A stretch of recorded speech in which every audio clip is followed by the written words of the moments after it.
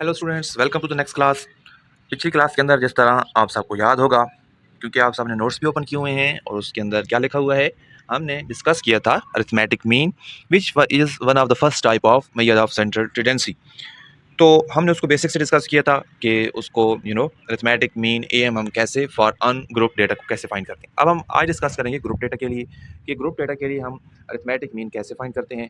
तो देखिए, group data का मतलब ये होगा कि जो भी हमारे पास डेटा होगा वो टेबुलर फॉर्म के अंदर होगा। If data are given in the shape of continuous frequency distribution then the mean is obtained as follow. कि हमारे पास अगर डेटा पहले से वेल कैलकुलेटेड और ग्रुप फॉर्म के अंदर मौजूद है तो फिर उसका अरिथमेटिक मीन हम कैसे फाइंड करेंगे। ठीक है, देखिए हम नीचे सबसे पहले इसका फार्मूला तो वही होगा जो हमने पहले डिस्कस किया था कि f x sigma f x divided by sigma f y, where x is the class mark of the ith class and f i is the frequency of the ith class.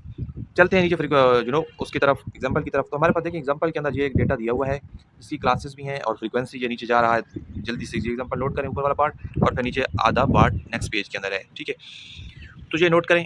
अब देखें इसका हम solution की तरफ जाते हैं। तो सबसे पहले जो भी टेबल है उसको दोबारा से हम मॉडिफाई करेंगे और अपने जो कॉलम उसके अंदर रह गए हैं वो कॉलम भी ऐड करेंगे। ठीक है, तो ये वाला टेबल आप लोगों ने तैयार करना है, लेकिन साथ साथ समझना ज़रूरी है।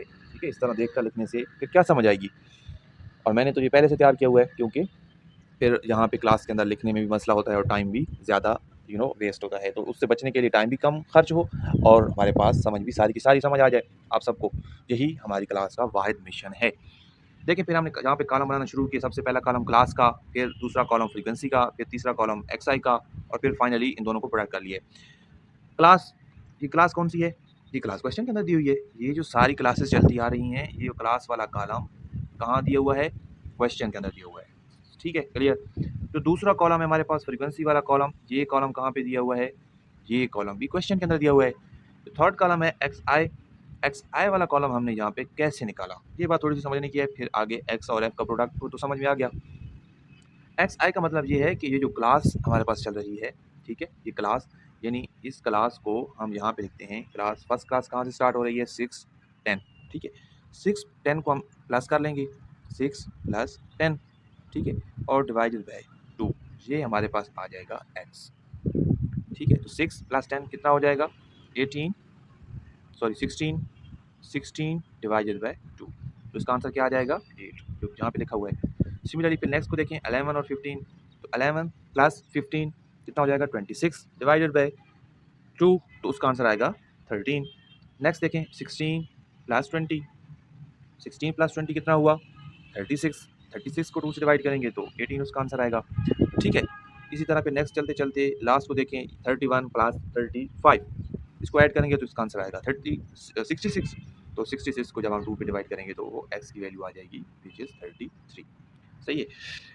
अब हम क्या करेंगे? प्रोडक्ट ले लेंगे, एक्स और एफ का आपस में प्रोडक्ट लेंगे। 35 × 18, मतलब इनका आपस में क्या करेंगे? प्रोडक्ट ले लेंगे।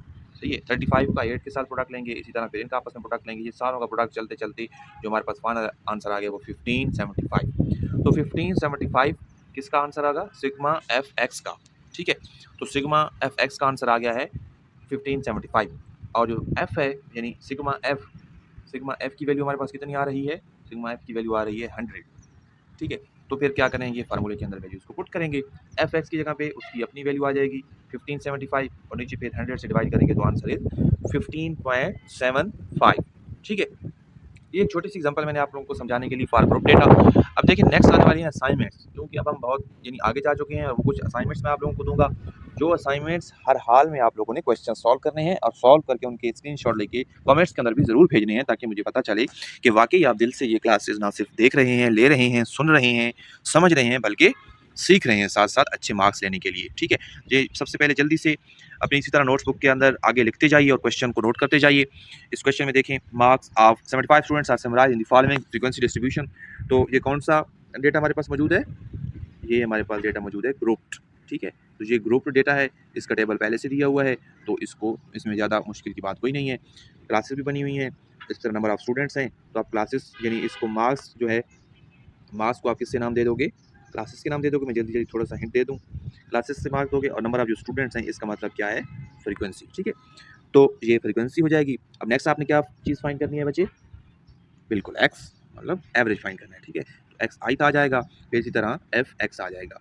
ये चीज़ें कैलकुलेट करने के बाद फिर सिग्मा एफ, फाइनली आप लोगों ने क्या फाइंड करना है, सिग्मा एफ फाइंड कर लेना है, और सिग्मा एफ के साथ साथ फाइंड करना है सिग्मा एफ एक्स। ठीक है, इनकी वैल्यूज को फॉर्मूले के अंदर पुट कर देंगे तो आपके पास आंसर आ जाएगा, समझिए।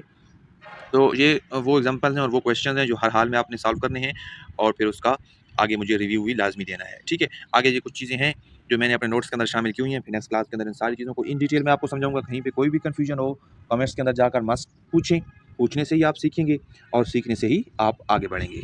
ठीक है, तो मिलते हैं नेक्स्ट क्लास के अंदर।